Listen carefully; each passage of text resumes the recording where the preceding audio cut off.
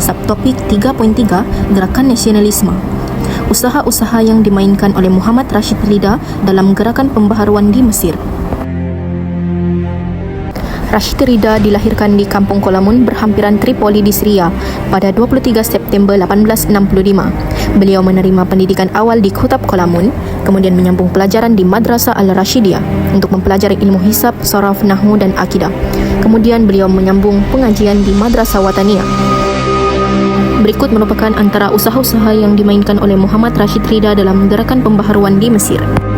Pertama, gerakan pembaharuan dalam agama Islam.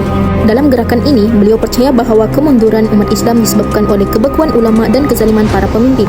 Sikap taklid, jumud dan saling menyalahkan telah mewujudkan permusuhan antara mereka. Beliau juga menentang amalan bid'ah dan memberi saranan untuk menghayati dan mendalami ajaran Islam sebenar oleh Nabi Muhammad SAW kerana ia mampu menyatukan ummah. Seterusnya, usaha beliau dalam gerakan pembaharuan dalam bidang pendidikan dan keilmuan.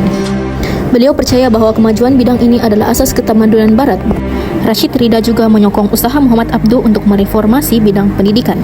Begitu juga dengan kewajiban belajar ilmu sekular dan teknologi moden selagi tidak bertentangan dengan ajaran Islam. Contohnya, pada tahun 1912 beliau telah menubuhkan Madrasah Al-Daqwa wal Irsyad di Kahira, Mesir.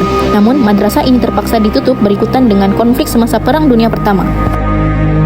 Di samping itu, beliau turut melakukan gerakan pembaharuan dalam bidang politik.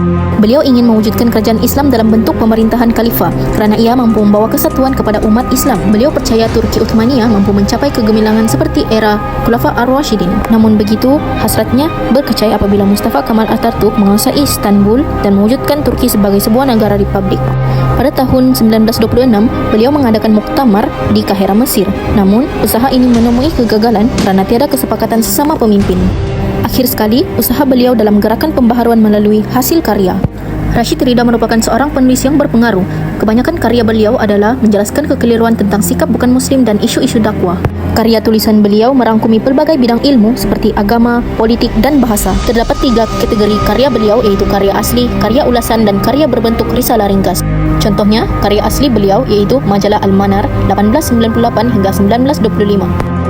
Kesimpulannya, usaha-usaha gerakan pembaharuan oleh Rashid Rida diharapkan dapat mempertahankan akidah umat Islam daripada diracuni oleh idea dan pemikiran Barat yang tidak selari dengan syariat Islam.